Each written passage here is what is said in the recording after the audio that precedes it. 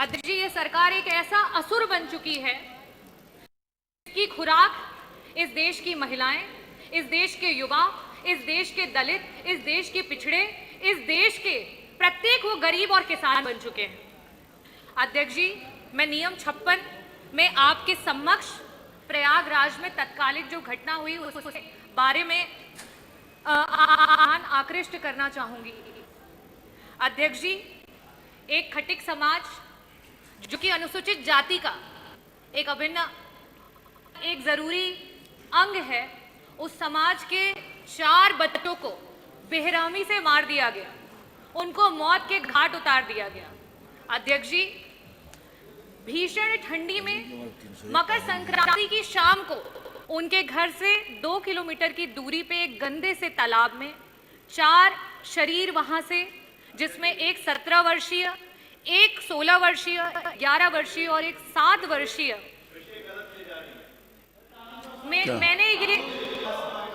मैंने ये नोटिस में दे रखा है। अध्यक्ष जी, ये मैंने नोटिस में दे रखा है। अब आ जाएगा, नोटिस में लिखा हुआ है। अध्यक्ष जी, ये मेरा नोटिस में है, वो जवाब में आना चाहिए।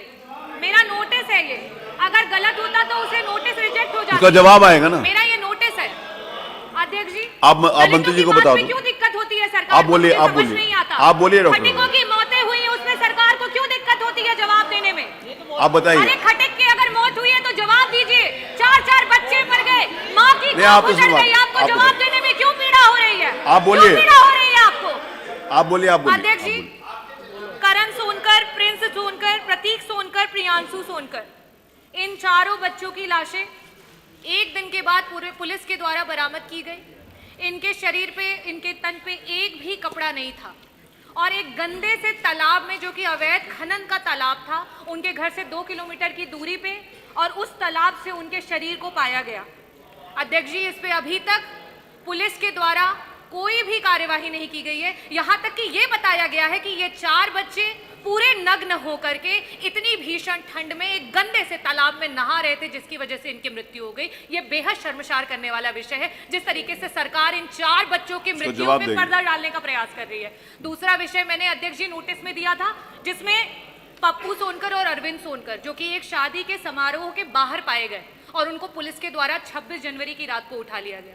26 जनवरी की रात को उठाने के बाद 28 जनवरी को दोनों को गोली मार दी जाती है। अरविंद सोनकर आज जो है वो इस समय अस्पताल में भर्ती है। पप्पू सोनकर का बेहद खून बह जाता है और इसकी वजह से उसकी मृत्यु हो जाती है। अध्यक्ष जी, बार बार सरकार ये कहती है कि विपक्ष जो है वो अपराधियों का साथ देता है, लेकिन मैं आपके सामने आज ही अखबार में आया कि किस तरीके से हाई कोर्ट ने जो है सिस्टम पे चाबुक चलाया है, और साथ ही साथ 30 तारीख को डीजीपी और अपर जो आपके मुख्य सचिव हैं गृह, उनको हाई कोर्ट ने तलब किया।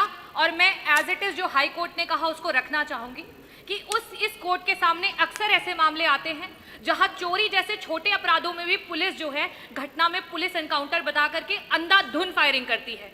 ऐसा बर्ताव बिल्कुल गलत है, क्योंकि सजा देने का अधिकार सिर्फ कोर्ट का है और ना कि पुलिस का। भारत एक लोकतांत्रिक देश है जो कानून के शासन से चलता है, इसीलिए कार्यपालिका, विधायिका और न्यायपालिका के काम अलग अलग और अच्छी तरीके से तय है, और पुलिस द्वारा न्यायपालिका के क्षेत्र में किसी भी दखल को बर्दाश्त नहीं किया जाएगा। और अध्यक्ष जी, साथ ही साथ मैं एक केशवानंद भारती और वर्सेस सुप्रीम कोर्ट के वर्डिक्ट पे भी आज इस सदन में जो है वो चर्चा करना चाहूंगी, जिसमें ये कहा गया है कि संविधान के बेसिक ढांचे को कोई भी सरकार डिस्टर्ब नहीं कर सकती है। जो आपका संविधान का बेसिक ढांचा है वो कहता है एग्जीक्यूटिव, जुडिशरी और लेजिस्लेटिव तीनों के अपने अपने कायदे, कानून और नियम और कार्य हैं। लेकिन आज कमिश्नरेट क्या कर रहा है? आपके जो कमिश्नरेट है, क्योंकि ये प्रयागराज कमिश्नरेट की घटना है, वहां पे पुलिस ही एफआईआर करता है, पुलिस ही सजा सुनाती है। ये किस तरीके के नियम और कानून ये सरकार फॉलो कर रही है? अध्यक्ष जी, आज उत्तर प्रदेश लूट में, डकैती में पुलिस जो SC ST के खिलाफ हो रहे अत्याचार है उसमें नंबर 1 हो चुका है, महिलाओं के साथ हो रहे हैं अत्याचार में नंबर 1 हो चुका है, अधिकारियों का विधायिका के प्रति, विधायक के प्रति, यहाँ तक कि नगर जो न्यायपालिका है उसके प्रति ना तो कोई आदर रह गया, ना कोई सम्मान रह गया। अध्यक्ष जी, आज अधिकारी जो है दलित के, पिछड़ों के, महिलाओं की लाशों पर चढ़ करके फेक एनकाउंटर कर रहे हैं, उनकी लाशों पर चढ़ करके फेक एनकाउंटर कर रहे हैं। किस लिए कर रहे हैं? क्योंकि सरकार उनको मेडल देगी, सरकार उनको टिकट देगी, सरकार उनको कहीं बड़ी जगहों पे जो है चेयरमैन बना देगी, सरकार उनको मनचाही पोस्टिंग देगी। शायद इस वजह से उन अधिकारियों को बढ़ावा मिल रहा है। अध्यक्ष जी, ये सरकार मिट्टी में मिलाने की बात करती है। आज धरातल पे कौन मिट्टी में मिल रहा है? आज धरातल पे वो सोनकर समाज के माँ की कोख मिट्टी में मिल गई। आज वो मेरठ में जो हमारी बेटी जिसकी आबरू लूट ली गई, उसकी आबरू मिट्टी में मिल गई, उसकी माँ को मार दिया गया, उसकी माँ मिट्टी में मिल गई। अध्यक्ष जी, मैं पूछना चाहती हूँ, ये सरकार माफियाओं को मिट्टी में मिलाने की बात करती है। हमारे मंत्री जी, संसदीय कार्य मंत्री जी, शाहजहांपुर का मामला है, शायद आपको पता होगा। एक सब्जी विक्रेता अंचल कुमार सब्जी बेच रहा था, उससे यह पूछा जाता है कि तुम्हारा बाप कौन है, बताओ तुम्हारा बाप ठाकुर है कि तुम्हारा बाप जाटो है। ये बोल बोल करके उसको लाठी मारी जाती है। इन जैसे लोगों के मनोबल को आप लोगों ने मिट्टी में मिला दिया। विकास जाटव जैसे लोग जब अमरोहा में मंदिर में जाते हैं तो उन्हें गोलियों से भून दिया जाता है। उन जैसे बच्चों को आपने मिट्टी में मिला दिया है। अध्यक्ष जी, KGMU जैसी संस्थानों में जिस समय भारतीय जनता पार्टी के गुंडे जाकर के वहां पे गुंडागर्दी करते हैं और सरकार के द्वारा उन पे रोक नहीं लगाई जाती है, इस तरीके के बड़े बड़े संस्थानों को इस सरकार ने मिट्टी में मिला दिया है। अध्यक्ष जी, मैं सरकार से ये मांग करना चाहती हूं कि जिस तरीके से आज इस सरकार में जातिवाद चरम पे हो चुका है, जिस तरीके से इस सरकार में आए दिन गोलियां चल रही हैं, आए दिन फेक एनकाउंटर हो रहे हैं, आए दिन महिलाओं के प्रति जो अत्याचार है वो बढ़ते चले जा रहे हैं, जिस तरीके से दलितों को मारा जा रहा है, मैं सरकार से पूछना चाहती हूं कि सुप्रीम कोर्ट, जो कि हमारे पूर्व जो DGP थे Prakash Singh ji versus supreme court का जो केस है, उसमें वो ये कहते हैं कि अगर जो पुलिस है वो बेलगाम हो जाएगी, पुलिस की अकाउंटेबिलिटी खत्म हो जाएगी, तो इसी तरीके की चीजें आपको धरातल पर देखनी पड़ेंगी। और इनको रोक लगाने के लिए हमें डिस्ट्रिक्ट लेवल पे डिस्ट्रिक्ट ग्रीवांस कमिटीज जो है उनका गठन करना चाहिए। क्या सरकार इसके बारे में सोचेगी? हमारे बीच से जो बच्चे चले गए उनके परिवारों को 50-50 लाख रुपए मुआवजा, उन परिवारों के पास न रहने के लिए कोई ठिकान है, न उन परिवारों के पास कोई रोजगार है। क्या सरकार उन्हें, मैंने DM से भी वार्तालाप हुई थी अध्यक्ष जी, मैंने कहा था कि उनको कम से कम जमीनी पट्टा कराया जाए, उनको आवास मिला जाए, लेकिन उस पर अभी तक कोई कार्यवाही नहीं हुई है। अध्यक्ष जी, ऐसे परिवारों को क्या सरकार जो है सहायता देगी या सिर्फ धरातल पे जीरो बन करके बड़ी बड़ी बातें सदन में करेगी? अध्यक्ष जी, मैं पूछना चाहती हूं कि जिस तरीके से कोर्ट ने सरकार को फटकार लगाई है और जिस तरीके से पुलिस सरकार की बेलगाम होती चली जा रही है, आपके NCRB के आंकड़े खुद बता रहे हैं कि उत्तर प्रदेश आज देश में पुलिस कस्टोडियल डेथ्स में नंबर 1 हो चुका है, फेक एनकाउंटर्स में नंबर 1 हो चुका है। इन सब को स्टॉप करने के लिए, इन सब पे रोक लगाने के लिए क्या इस प्रदेश को एक होम मिनिस्टर देगी? बहुत बहुत धन्यवाद अध्यक्ष जी, बहुत आभार व्यक्त करना चाहती हूँ। श्री अतुल प्रधान।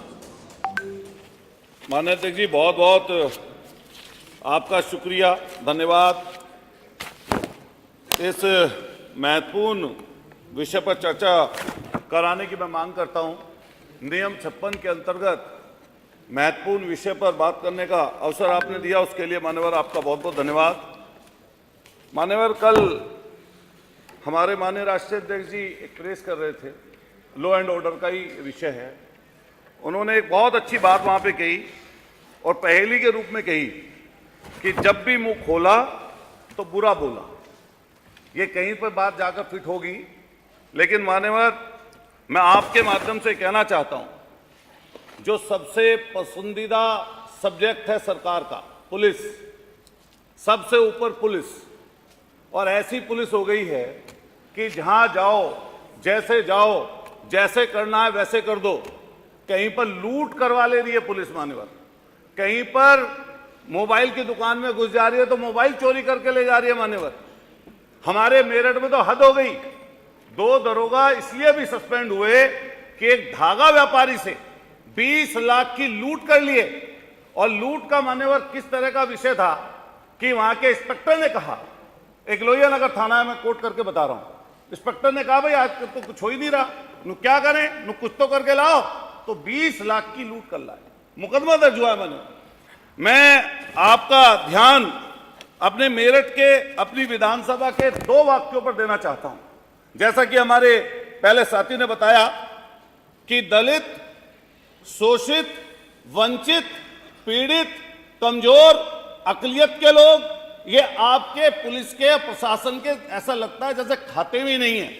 मान्यवर, सरदना थाने के अंतर्गत 6 तारीख को ऐसा जघन्य अपराध हुआ जिसमें मां और बेटी, यहां भी और दिल्ली वाले भी दोनों बोलते हैं कि 12 बजे चलेगी बेटी तो सुरक्षित रहेगी। राह में चलते हुए जा रहे थे अपने खेत पर, रास्ते में उस लड़की को अपहरण करते हुए, दुस्साहस देखिए उनका गुंडों का, अपहरण करते हुए लड़की की मां को गंडासा मार के उसकी हत्या कर दी। और हत्या करने के बाद में जब हम लोग, विपक्ष के लोग उनके आंसू पोंछने जाना चाहते थे, मैं खुद वहां का विधायक हूं मान्यवर, मुझे 3 घंटे तक आरएफ और पीएससी ने रास्ते में रोक कर रखा। आंसू पोंछना देना नहीं चाहते थे उनका। और आज भी हालत मान्यवर यह है कि कई दिनों तक पूरे प्रदेश में उस दलित मां के हत्या के लिए बड़े बड़े विपक्षी नेता जब वहां पर पहुंचना जाना चाहते थे तो मान्यवर उनको रोक के रखा गया। और मैं आपके माध्यम से सरकार से कहना चाहता हूं, जो वहां पर मौके पर वादा हुआ सरकार की तरफ से उस पीड़ित परिवार के लिए 50 लाख की मदद का, एक पट्टा देने का, लाइसेंस देने का, और हद तो तब हो गई मान्यवर, आज भी पुलिस उनके घर पर बैठी हुई है और पुलिस उसके परिवार को कहीं जाने नहीं दे रही, किसी से मिलने नहीं दे रही। एक वाक्य तो यह है, क्या सरकार उसमें मदद करेगी? दूसरा वाक्य है मान्यवर, उसी सरना थाना क्षेत्र के सोनू कश्यप, निषाद बोलते हैं, कहीं केवट बोल देते हैं, कहीं मल्ला बोल देते हैं, कहीं धीवर बोल देते हैं, लेकिन वहां पर कश्यप बोलते हैं मान्यवर। उसको आग लगाकर वहीं पर ज्वालागढ़ गांव के पास आग लगाकर मान्यवर उसकी हत्या हो गई। उसके घर की पारिवारिक स्थिति में बताना चाहता हूं आपके माध्यम से। एक बूढ़ी मां है जो मरण अनशन हालत में, एक बहन है। आपने ये वाला लिख के दिया है? दिया है, लिख के। ठीक है। 40 साल की उम्र की है माने उसकी बहन, शादी नहीं हो पाई गरीबी के कारण। एक भाई है वो टीबी से ग्रसित है मान्यवर। एक जो उसका भाई था जो कमाने वाला, उसकी हत्या हो गई। और हद तब हो गई इस प्रशासन की, जब वहां पर उनके रिश्तेदार जानकार उनसे मिलने जा रहे थे, उनके घर पर पहुंचकर पुलिस ने लाठी बरसाई और उन गरीब कश्यप, निषाद के गरीब के लोगों पर मुकदमा दर्ज कर दिया। मान्यवर, कितने धरने, कितने प्रदर्शन हम लोग रोजाना देखते हैं, लेकिन मेरठ कलेक्ट्रेट कमिश्नरी पर जब पूरे पश्चिमी उत्तर प्रदेश के कश्यप लोग, चुनिंदा लोग, चुने हुए लोग जब वहां पर चौधरी चरण सिंह पार्क में जाना चाहते थे, उस दिन एक और मुकदमा उनके ऊपर किया गया। जब मांग की गई कि पीड़ित परिवार को न्याय मिले तो उनके घर तक, गांव तक किसी को जाने नहीं दिया, क्योंकि एक परिवार, उनका मौसी रहती है हमारे ज्वालागढ़ में, हमारे क्षेत्र में, और मुजफ्फरनगर के वो रहने वाले हैं। स्थिति बेहद भयंकर है। मैं मान्यवर आपके माध्यम से कहना चाहता हूं, क्या सरकार जो उनसे वादा किया वो पूरा करेगी? क्या उसके बारे में स्थिति स्पष्ट करेगी सरकार? और जिस तरीके का तांडव वहां पर पुलिस ने किया वो सबके संज्ञान में है, किसी व्यक्ति को वहां पर नहीं जाने दिया। मान्यवर, सरकार लगातार इस बात के लिए कहती है कि लॉ एंड ऑर्डर की बात करती है। हमने जब हद हो गई मान्यवर, घूम फिर के देखिए कि सरकार की मंशा और सोच में पुलिस ऊपर कहां तक चली गई है। हमने अपने शंकराचार्य जी को देखा, पुलिस ने किस तरीके से उनको रास्ते में रोका, और रोकने के बाद में पूरी दुनिया ने वो तस्वीरें देखी हैं जब चोटी पकड़कर, हमारी चोटी मतलब, अरे वो विषय मत बोलो। नहीं मान्यवर, नहीं, कोई ऐसी बात उसकी मत चोटी कहिए पकड़ के जिससे खींच रही थी शंकराचार्य को। यह बेहद अपमान है और अब पाप लगेगा उस चीज का कि शंकराचार्य किस तरह पुलिस ने रोकने का काम किया। और कई घटनाएं इस तरह की अभी नजदीकी में हुई हैं मान्यवर। मैं अभी कहना चाहता हूं, पुलिस की बात चल रही थी अभी, सुन लो, बोले क्या चल रही थी पुलिस की बात, आप कहीं पर देख लीजिए। हमारे अयोध्या में यहीं पर मैंने मुख्यमंत्री जी को बोलते हुए देखा कि समाजवादी पार्टी के थे ये मोइन अहमद, समाजवादी पार्टी का बताया, चूंकि वो मुसलमान थे इसलिए यहां पर सदन में समाजवादी पार्टी का बताया गया। 19 महीने वो व्यक्ति जेल में रहा, उसकी बेकरी को तोड़ दिया, उसके घर को तोड़ दिया कि उसकी जाति अलग थी। हम पूछना चाहते हैं, वो बाइज्जत कोर्ट से बरी हुआ, बाइज्जत बुलडोज कर दिया, उसके घरों को और बेकरी को तोड़ दिया। और आज वो बाइज्जत बरी होकर गया। क्या सरकार उसमें माफी मांगेगी? कौन नहीं जानता। हम नहीं चाहते कि अपराधी बने। अपराधी जो हो उसके खिलाफ जो कार्रवाई कर सकते हैं आप करिए, लेकिन जाति देखकर, धर्म देखकर, उसकी पहचान देखकर उसके ऊपर कार्रवाई होगी और नहीं, अन्यथा नहीं होगी। कोडी सिरप वाले विषय में हमने देखा, यहीं पर सदन में खड़े होकर मैंने खुद बात रखी और मैंने कहा कि क्या बुलडोजर चलेगा? आज तक बुलडोजर का मान्यवर कहीं पता नहीं है। कोडीन पीकर सो गए मस्त, ड्राइवर आया, चाबी खो गई, क्योंकि वो माननीय मुख्यमंत्री जी हमारे कहते समाजवादी पार्टी के, हमारे माननीय राष्ट्रीय अध्यक्ष जी ने स्पष्ट कहा कि अगर हमारी पार्टी के तो जाइए बुलडोजर चलाइए। तब भी बुलडोजर नहीं चल रहा, तब भी नहीं पता चल रहा कहां चला गया, क्या हो रहा है उनके खिलाफ। एक शुभम जायसवाल का नाम सुनते हैं मान्यवर, उसके अलावा किसी और का नाम इसलिए सरकार लेना नहीं चाहती क्योंकि वो माननीय मुख्यमंत्री जी के और सरकार के नजदीक के और सहजातीय लोग हैं। नहीं,